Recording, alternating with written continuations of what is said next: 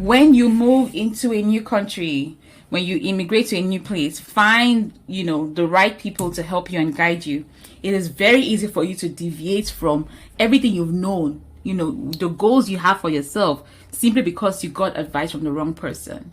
When I moved here, there were people who told me that, when I shared, I started my career in business analysis back in Nigeria, I want to continue it here. These are the things I want to do. They said, oh, it's not possible. Look at this person. Even me, I've tried. It didn't work. The first company I worked at, somebody told me that, they don't employ black people, that, oh, she's done this. She's done their assessments so many times. She's applied so many times that she's very certain that they don't employ black people. And I still got that job. Right? People told me it wasn't possible for me to work as a business analyst, and I did. Okay. People will tell you, oh, you have to go and start from the bottom. Everything everything you've done so far, forget it. Start from here. You need to. Hi, everyone. Welcome to FiatVault podcast. This is our second episode, and I am really, really happy to welcome you to today's show. FiatVault is brought to you by FiatMatch, a soon-to-be-launched peer-to-peer money transfer marketplace. Through FiatVault's bi-weekly episodes, we'll be inviting guests to share tips, insights, advice, and inspiration that anyone in the diaspora will find useful. Whether you are an international student, a professional, or a business owner, we want you to be able to take valid and useful points from each episode of FiatVault. Our guest today is the Amazon, that is Eno Eka. Eno is a global business analyst, a career coach, mentor, speaker, and founder of the Global Business Analysis School. She's also the Director of Education for IIBA Calgary Chapter and a course instructor at the University of Manitoba. Eno has been featured on Forbes 30 Under 30. She has helped her students increase their income by over $3 million within just 3 years. Just introducing her, I already feel so inspired, and I cannot wait to hear all that she has to share with us today. So, let's get started. Eno, so I'm personally honored, and very happy to welcome you to the show today. And I can't wait to hear all the wisdom nuggets and, mind-shifting tips you have for us. Like all our future listeners and community members, I would like to just know more about you, because, Instagram does a good job of giving me a glimpse into who you are and what you do, as does your LinkedIn page as well. But I'd just like to hear from you directly, who is Eno and what does she do? Hi, Tosin. Thank you so much for inviting me. So, who is Eno? Who am I? Very interesting question. Okay. Well, Eno Eka is a Nigerian and Canadian resident. I live in Canada. Started my career back in Nigeria. Studied accounting, worked as an accountant. However, sometime, during my career, I decided to make that career change to business analysis. So, started that business analysis journey back in Nigeria. I wanted something more for myself, in terms of, working in a career path that was in demand, that was new, fresh, that I could learn new things, impact the organization better.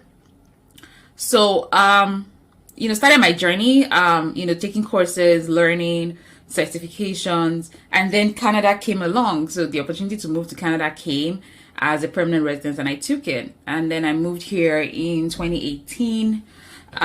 Restarted my career here in Canada in 2018. Worked with tech companies, worked on several projects along the way, was able to, have a very strong, successful background and a career in business analysis and agile project and product management. And then shortly after, I started, teaching at the University of Manitoba, teaching business analysis. I was part of the team of consultants that helped them to set up their business analysis certificate program for extended education. And shortly after that, I started my own consulting company. So I started my consulting company, started providing consulting services to small businesses, as well as providing educational services to professionals to help them start careers in business analysis, agile project management, product management.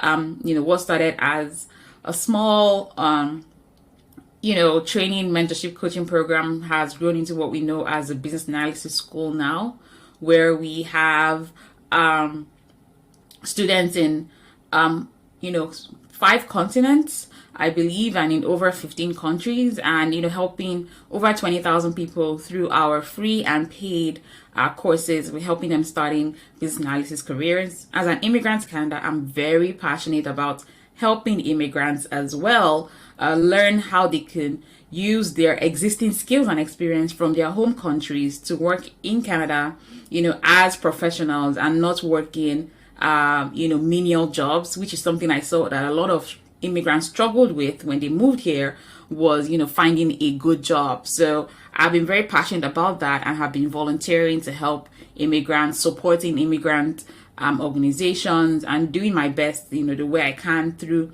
a lot of free trainings, free coaching, free sessions, and all of that. I'm thankful for the fact that all the work that I do in this space has been recognized with, with so many, over 10, awards in nominations and recognitions received so far in the last 3 years. So, that's a bit about me. Like you said, Instagram, LinkedIn, and my websites, my personal website and my business websites are also places you can also learn more about what I do and how I do it. Thank you. Thank you so much, Eno. Like that's a very, very inspiring way to introduce yourself. I mean, just like putting the focus on helping people achieve their dreams, changing mindsets, changing people's mindsets about themselves, their capabilities, teaching them how to gain new skills and land great jobs. These are things that are very, very important. So I'm really happy to have you on the show, like I said earlier on, and I want us to just discuss a very, very interesting and timely topic, and it's how to leverage in-demand skills to increase your earning potential as a new immigrant. So that's the topic. That's what we're going to be talking about today. And I am really, really, really excited. Like if I was not hosting this show, I would have my notepad and my pen ready to jot things down. So what makes, a skill or skills in demand? Can you share some examples of such skills that, you would call in-demand skills? Thank you, Eno. That's a fantastic question. And, I'm very big on, skill sets, because I believe we all have some certain skill sets that are unique to us based on our natural skills, our natural behaviors, and then also those that we've acquired and learned, throughout the journeys of our lives. When we talk about in-demand skills, for me, how I tend to know what is an in-demand skill is by really understanding what the industry is saying, what the market is saying. Firstly, at the beginning of every year, there's always going to be these in-demand skills, documents, right? Articles that researchers put in time to do this research work, and based on the feedback they get from employers. Now, they reach out to organizations, hiring managers, directors, vice presidents, people who hire people who are in certain industries, and they ask them, what are the skills you really look forward to, you really look for in a strong candidate? And they actually tell them these skills, and then they do some research and put together the statistics. So companies like LinkedIn always provide this at the beginning of every year, right? Also reading, industry articles and magazines like Forbes, like Wall Street Journal, like Entrepreneur Magazine. They always share, what the in-demand skills are.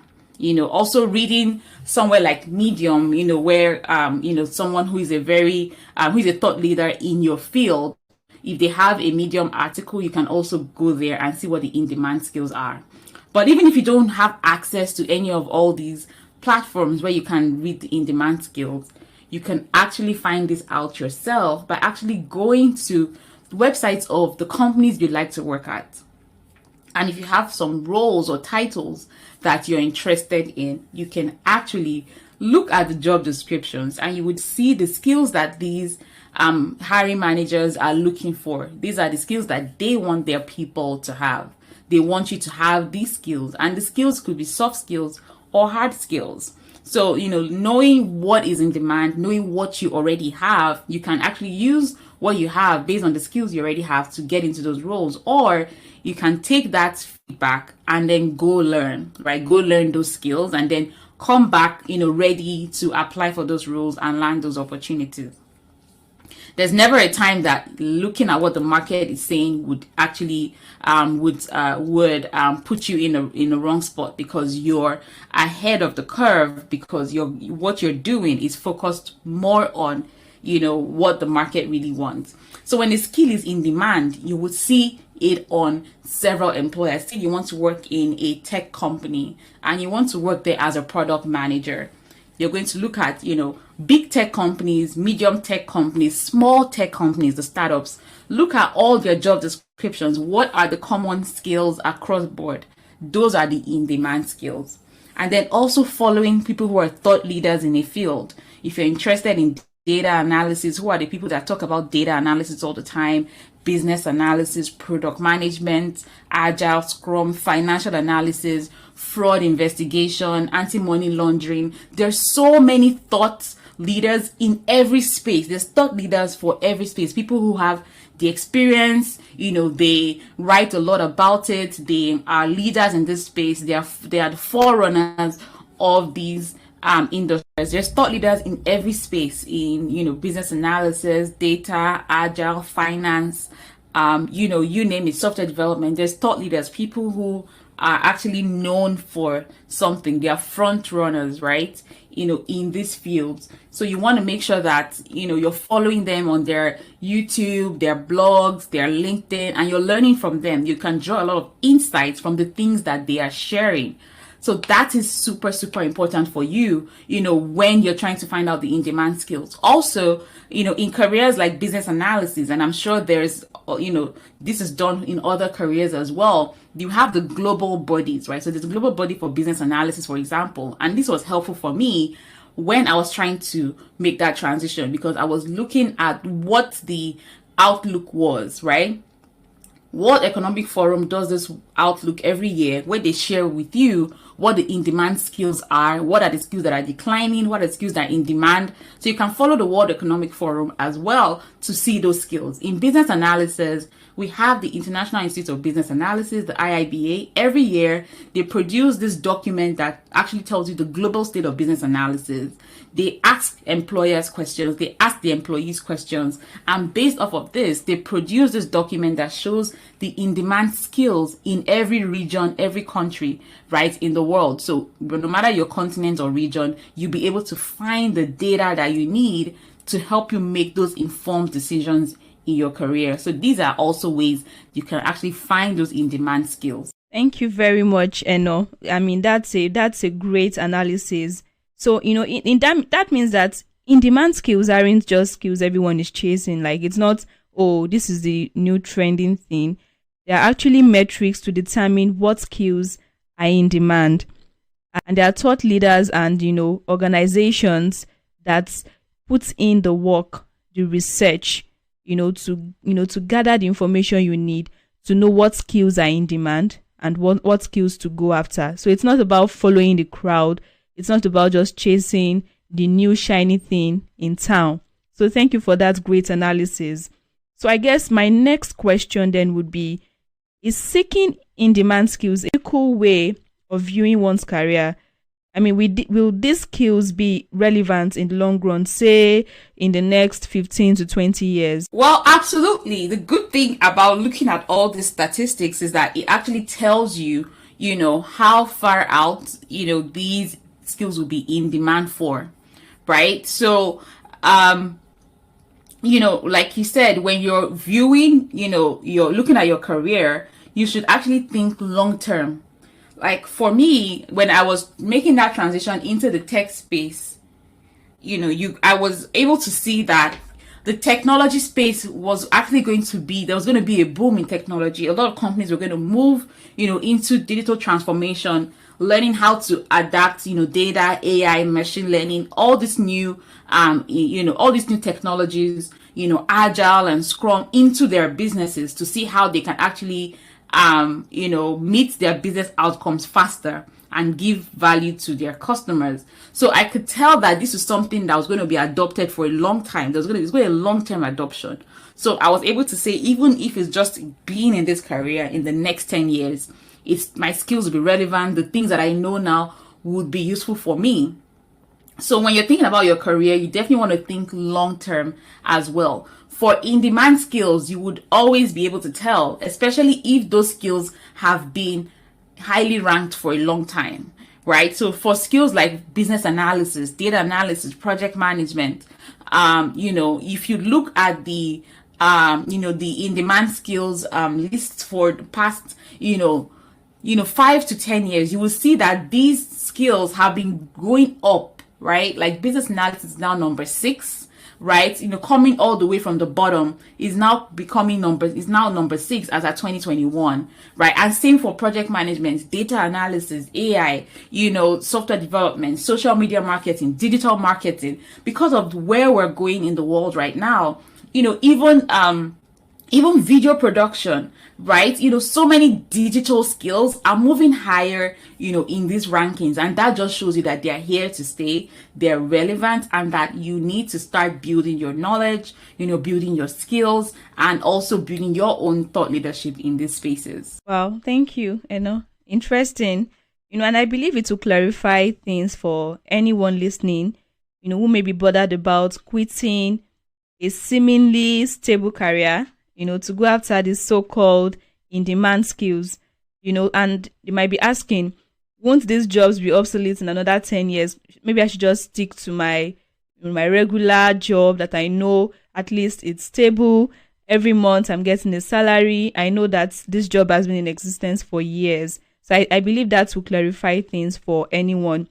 But to even further clarify and drive home the point, I would like to ask you, is it really important for us to acquire these in-demand skills, or can't you just stick to your traditional jobs and or roles, develop your skills there and hope for the best?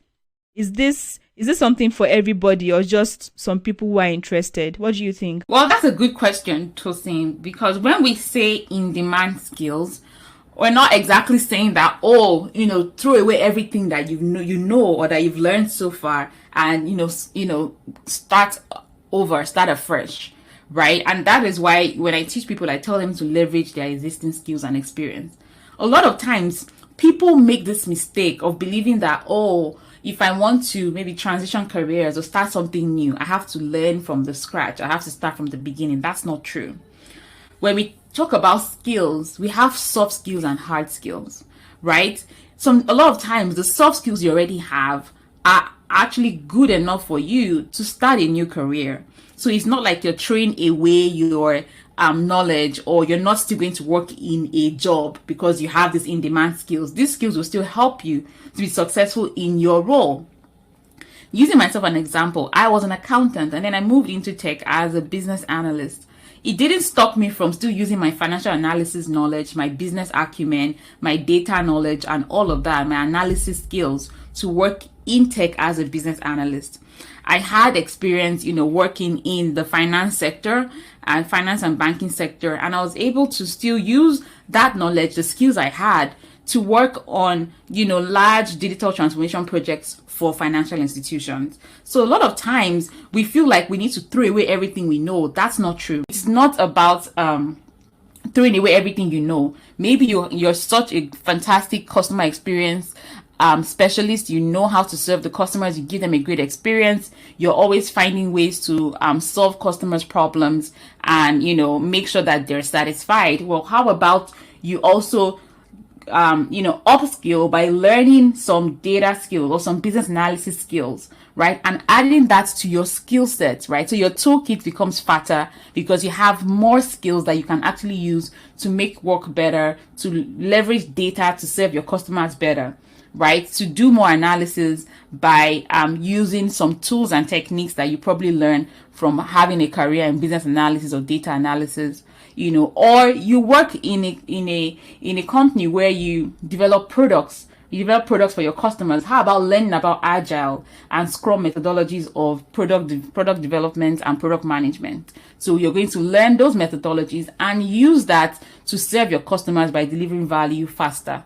So that's how I see it, not trading away your traditional job or role and saying, oh, because I want to be more of an agile product manager, I'm going to throw away everything that I know and I'm going to start from scratch. You're not starting from scratch. You're taking what you're learning, you're adding it to what you already have, and you're now positioning yourself as, someone who has in-demand skills. Maybe I now have data analysis skills. So I can say that I am now a data focused, product manager or a data focused customer experience analyst. So that's how I see it. And that's how I choose to teach people how to get these skills and not just, throwing away what they know, but instead upskilling by learning those skills, adding them to what they currently have and positioning themselves to be better, at what they do. Wow. Thank you. And I think that's a key point right there.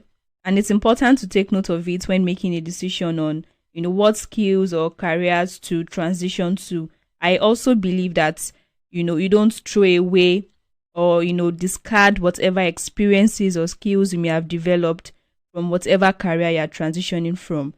There are both hard skills and soft skills that will serve you well, in your new career. In this in-demand skills we're discussing, it's not, these skills did not fall from heaven. So they still require certain, skill sets that you may already have. So that's a very important point for anyone listening who is considering transitioning to a tech career, for example, or, trying to learn an in-demand skill and thinking, do I have to start all over? It's actually important that you even transition to a career or learn a skill that is in line with your strength.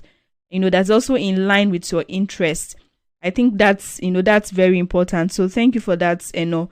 So we've discussed some very salient points. So the next thing I'm going to ask you is there any other thing you want to add for new immigrants? You are moving to a completely different country, worlds apart, and you don't want to go and start all over again in that country. How do you recognize the skills that are in demand in the country you are moving to, and begin to work towards developing yourself in that area? Fantastic question, Tosin. Being that I'm also an immigrant and I started a career transition, moved here, I would still call it a career transition because it was a different, different terrain, different country. Things are so different from the way it is back home in my home country, Nigeria, from interviewing, from your resume, from how the work is done, from the culture, everything is so different. Right? So when it comes to finding the in-demand skills, the same things that I shared earlier are applicable, when you arrive in a new country. But however, you can actually focus on, what is in demand in this country, right? When you go to Indeed or go to LinkedIn, for example, in Canada, you're looking at the top employers in, say, maybe the banking space. You look at the top employers in the banking space, go to their websites, go to their career pages, the roles that they're applying, that they're looking for, right? Whether it's financial advisory, whether it's anti-money laundering, whether it's product manager, whether it's business analyst, whether it's project manager, whether it's customer, specialist, whether it's business banking advisor. Whatever the title is, you want to look at the top companies, that recruit and hire in that industry. Look at the job descriptions. What exactly are the skills they're looking for? Forget about the titles. Look more at the skills. Which of these skills do I already have? A lot of times we immigrants, we feel like, oh, because back home I was a relationship manager. When I come here, I have to be a relationship manager in the bank. Or back home, I was an administrative assistant. Therefore, I have to look for an administrative assistant role. Or I was a business development manager. I have to come and look for that exact role or that exact title. There's so many roles that we probably even have back home. When you come here, the job title is different. Back home, the people that we call financial advisors here, back home, we call them relationship managers. So it's so different. So you want to focus on the skill set. Do you have experience advising clients on the right banking solutions to use? Do you have experience helping clients with setting up their accounts? Do you have experience with helping clients get loans or make the right investment choices? You have experience doing that, then you already have those skill sets they look for. Communication skills, good selling skills, you have good negotiation skills, you have good customer service skills, all those things that they're looking for. If you already have those skills, then you can take what you already have, your experience, your existing experience, and get into those roles. So you don't have to actually start from scratch. And a lot of times, because you have experience in a particular role, when you dissect that role, you've done a lot of work with customers, you've done a lot of work with the businesses, so you can actually serve customers, you can serve businesses. You've done a lot of analysis work, you can do some analyst work as well. You've done a lot of management, maybe you can manage the people as as a leader, a team leader. So there's so many things that you can do. Even though you probably just worked in one role, you've probably done a lot of things and you have an array of skill sets. So when you move into a new country, you want to look at what are the in demand roles in the industries I'm interested in. What are the job titles? What are the what's the job description saying? What are the skill sets that they're looking for? What are the core characteristics they're looking for in this person? If you already have that, you can actually use that as well to get into those roles, regardless of the job title. So that is so important. When I meet some people and I ask them questions and they tell me this is what I've done, my title was this, I'm like, I don't really want to know your job title. Break down your day-to-day responsibilities for me, and what were the achievements that you had in that role. And when we do that, we can see how they can apply that to 5 or 6 different roles. That's the beauty about recognizing the skills you have and leveraging them. So when you see those skills and you say, okay, I do have 3 out of the 6 skills this employer is looking for. The other 3 that I do not have, how can I learn them? Can I take an online course? Can I get someone to coach me on them? Can I do some self-study? And then you can actually upskill to meet the employer where they're at with regards to their demand.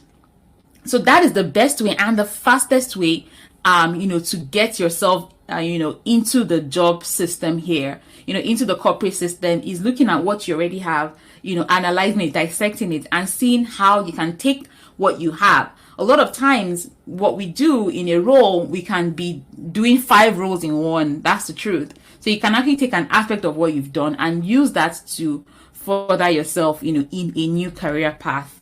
And that's what I teach. That's what I've done with myself personally, and the people that I teach, is really teaching them how to use the skills they already have, recognizing what they have, and then using that to actually get into those roles, see what the hiring managers are looking for, and then position yourself, brand yourself to meet them where they're at. Beautiful. I'm really enjoying this conversation, and I know that when these listeners begin to listen as well, they're also going to get so much from this conversation. So yeah, I totally I totally agree with you, all the points you made about before moving into a new country, or immediately you move into a new country, just recognizing the skills that top companies are hiring for. The job descriptions, it's not about the job title, it's really about what you'd be doing on a daily basis and looking at what you've done in the past. I think that's a very, very important point, like you said. Now, so okay, we are just taking it systematically, we are taking it step by step, so that if anyone is currently in this situation, whether the person is planning to, move to a new country in 2022, or the person just moved to a new country and is just thinking about how to get this in-demand skills and start a new career or upgrade his career and all, the person will find this conversation very useful. After recognizing these skills, it's then time to acquire them, right? So what are your top tips for learning new skills? What are the things that people should look out for? Where can they learn from? How should they learn? Those are some of the things I would like you to just help cover in your response. Thank you very much, Eno. Thank you, Toasting. So that's a fantastic question, right? Because a lot of times we already have existing skills, right? And these existing skills are really the soft skills. And to be honest, in this part of the world, the hiring managers are looking for the soft skills compared to back in Nigeria, where it's more of the hard skills, where you have, all these, you have to write quizzes. Sometimes you do, you do assessments and all of that. It's very different here. Here, they're looking for the soft skills, your communication skills, your interpersonal skills, your empathy, negotiation skills, conflict resolution skills, your ethics, right? Your time management. That's what they're looking for here. Your adaptability. These are the things that employers are looking for here. That's why you will see somebody that, studied a degree in animal sciences, working in a tech company as a senior program manager, because it's really not about, what you studied, right? So it's really about the soft skills. So once you already have the soft skills, you can really leverage those soft skills to help you get into those roles. Now, where you need to learn, maybe you need to learn some hard skills.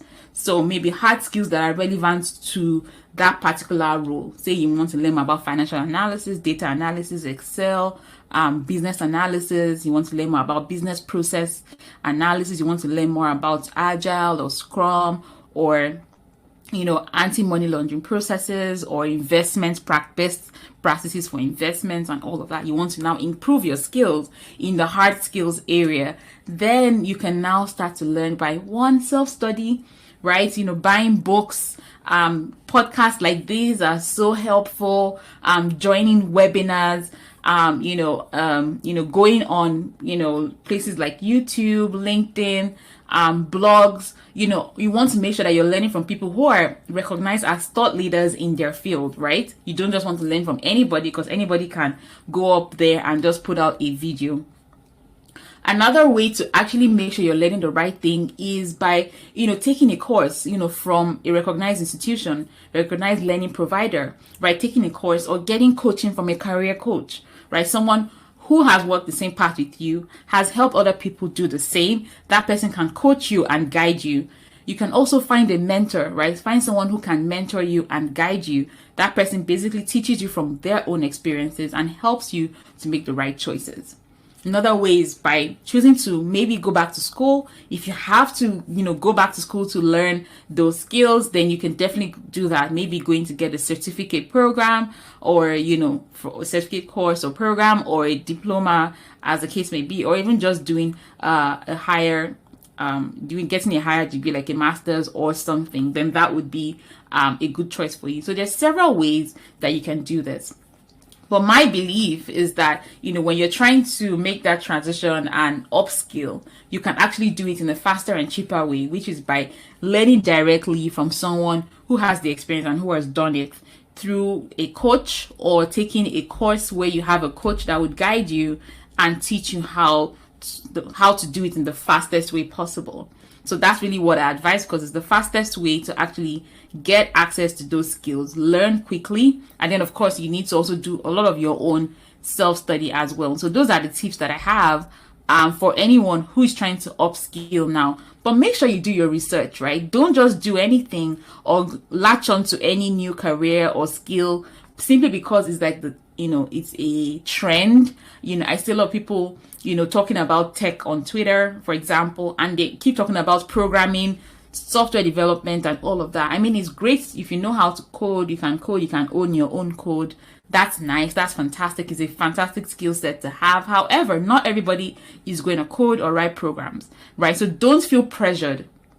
I saw a tweet where somebody said he gave up on programming, he sold his laptop and all of that. I'm like, well, if you really wanted to work in tech, you didn't have to just focus on programming languages, because there's so many ways you can still get into tech, right? A tech company is still a regular company, and they have several other departments that you can still work in and contribute to the bottom line of the business. So you don't exactly have to be a programmer. There's so many other ways. So don't allow anyone to pressure you into going to learn new skills or taking a course or going back to school to study if that is not what you're passionate about. So do your research, learn from people who have done it, ask questions, do a lot of research, and then look at the skills you already have. And that's why I really, really focus on your own skills. If you're very good with communications, you know how to communicate so well, you can actually work in the marketing communications team, helping them with their marketing campaigns, their social media, their content, their blogs, their websites. That is still communications, right? If you're someone who's studied accounting, you can still help them in their accounting and finance department. If you're a lawyer, you can still work in the legal team of a tech company. Nobody's forcing you to go and learn how to write codes or programs, right? The people who love to write code and programming, and that's their passion, let them own that space. You find your own space, you find what unique to you, and leverage that, and then learn new skills based on all the tips I've shared so far. And these are valid points, excellent tips actually, because what you said about not going with the trend, I think that's really important, because now with social media, everybody is talking about their experiences at their different roles as and data scientist and all of those different roles that sound exciting and all of those things. I think it's really important that you, like we've said over and over again in this conversation, that you actually find that skill that aligns with your passion, that also aligns with even the skills you've developed before now, both soft and hard skills. I think that's really important. I think another thing you mentioned that I really liked was, talking about how to learn. Yeah, so the thing about self-guided learning, or just doing that and hoping to use that to get into a new career, is that you tend to go to different sources to learn a skill. You learn from this person, learn from that person, from this blog, that webinar. It's important that you read blogs. It's important that you attend webinars. It's important that you listen to podcasts. But when you have one source of learning, someone that has gone ahead of you, who knows exactly what is needed to get into these roles you're trying to get into, then you have a focused learning experience that gets you to your destination faster. I think that's a very, very important point, really. So thank you for that. Now we've talked about all of these things, really important. Now, as a new immigrant, I'm starting in a new country. I've learned this wonderful in-demand skill. I'm ready to face the world. I'm ready to take up these jobs. How can I, position myself to actually get those jobs? How do I ensure that I don't get into a job and then I'm underpaid? I find out months later that I'm being paid less than I'm worth. How do I actually position myself to use my skills to earn well in a new country? So many people are, you'll see some people on LinkedIn, right? They have all these beautiful things on their profile. They have all these designations and letters on their profile: AMC, BSO, MIN, FIG. They have on one person's program, you see program manager, product manager, business analyst, data scientist, financial analyst, customer service, but you see so many things. One person, you're like, oh, this person is like super. This person is doing amazing. To be honest, that person might even be earning even less than you are. That person might not even be in a job. That person might just be job searching. That person might be struggling, thinking of how to pay their next bill. There are so many people that go and take all these courses, all the certifications. They go do a lot of self-study. They learn. They're on YouTube all the time. They're on Udemy all the time. They are looking for free courses, free webinars. They jump on everything. However, they still struggle to earn well. They still struggle to earn their worth. They don't even know how to position themselves for these roles. And that is why I am a strong proponent of learning from someone who has gone through the same path that you have, learning from someone who understands you're trying to make a transition, how to make a transition in my career, how to position myself, especially as a new immigrant in a new country. Who is someone that has lived here for a while, who's somebody who has done this maybe in several countries, who's someone that has helped people in the same situation as I am, that can coach me and guide me, that can tell me based on your experience, years of experience, based on the skills you have, based on the certifications you have, this is your current worth right now in the industry. This is your current market worth. Do not take anything less than $100,000, $80,000, $120,000, as the case may be. These are the reasons why you should negotiate your salaries. These are the things you should say when you're negotiating your salaries. These are the things you should say during the interview already to make the hiring manager know that you're confident and that you're well skilled. So you need to learn from someone. Invest in yourself by getting a coach that would help you and guide you to position yourself in the right way. It's so important, because there are so many people who go on and learn all these things, all the skills, and they're still struggling to actually find a job. Even when they get a job, they don't even know how to position themselves well. And you will see someone with so many certifications, so many letters, years of experience, working in a low paying role because they were not able to position themselves well. So find someone to help you and guide you through this. It's an investment in yourself that will be so helpful for you in the future. A very good question. Thank you for asking this question, because a lot of people super struggle with this, especially immigrants. When they first move, they are looking for that first job desperately. They will take almost anything, even though what they're paying them, they're probably even the least paid person in their team. They have no idea, because they don't know what's the current market rate in their city, in that industry. Based on their skills and experience, they take anything. And I've experienced that on my first role, and I try to help other people to not make the same mistake that I made moving here as an immigrant. So please, if you're listening to this, please find someone to coach you and guide you through this transition journey. Thank you, Eno. Yeah, so even though I don't want this conversation to end, like I've said earlier, anything that has a beginning has to end. So this is going to be my last question. It's been a great conversation. Do you have any other tips that you want to share in relation to the topic, especially for new immigrants? Absolutely. What I'd like to share is, very importantly, when you move into a new country, when you immigrate to a new place, find the right people to help you and guide you. It is very easy for you to deviate from everything you've known, the goals you have for yourself, simply because you got advice from the wrong person. When I moved here, there were people who told me that, when I shared, I started my career in business analysis back in Nigeria, I want to continue it here. These are the things I want to do. They said, it's not possible. Look at this person. Even me, I've tried. It didn't work. The first company I worked at, somebody told me that, they don't employ black people, that, she's done this. She's done their assessments so many times. She's applied so many times that she's very certain that they don't employ black people. And I still got that job. Right? People told me it wasn't possible for me to work as a business analyst, and I did. Okay. People will tell you, you have to go and start from the bottom. Everything everything you've done so far, forget it. Start from here. You need to go back to school and go and take a loan from the government and go back to school for another 4 years. Or you need to go start with a store associate job, or an administrative job, or a customer call center job. That's how everybody starts. That is not true.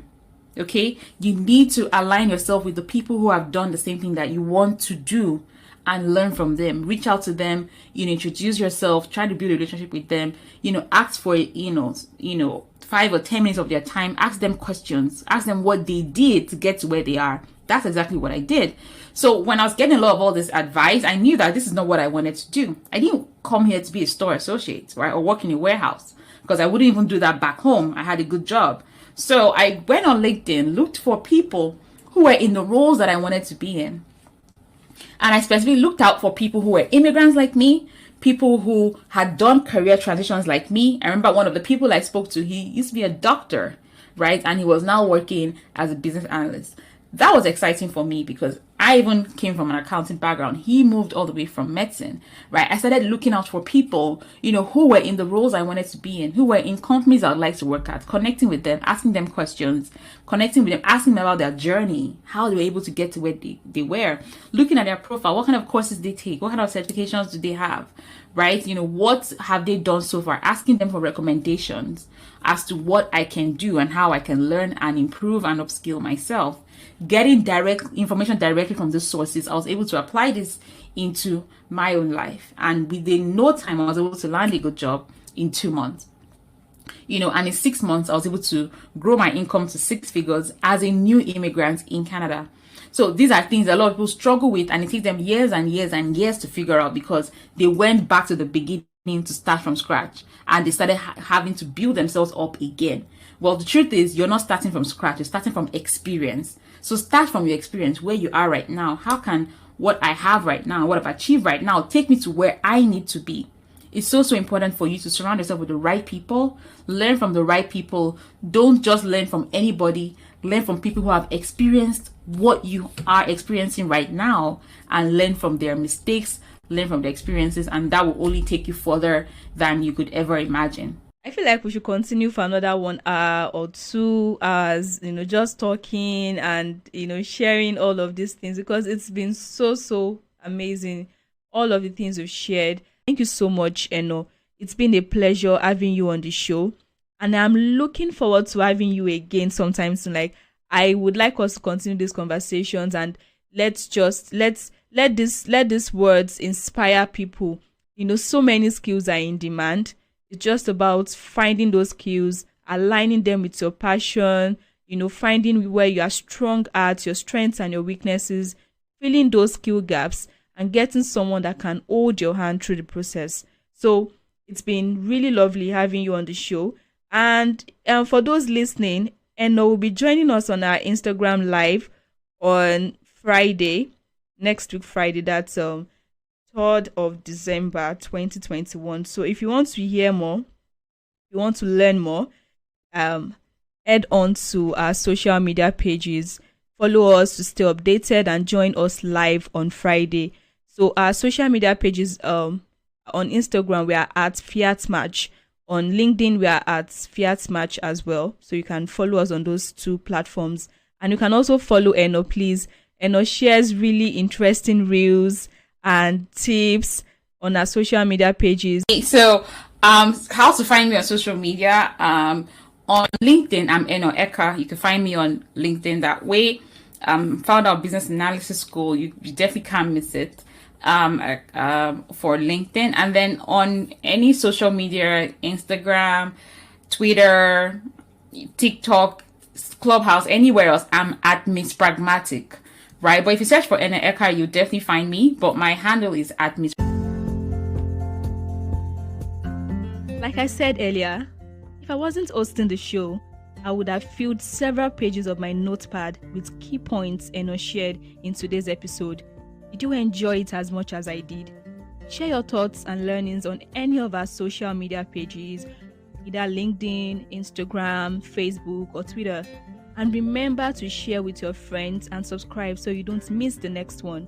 FiatVault podcast is brought to you by FiatMatch, a soon-to-be launched peer-to-peer money transfer marketplace.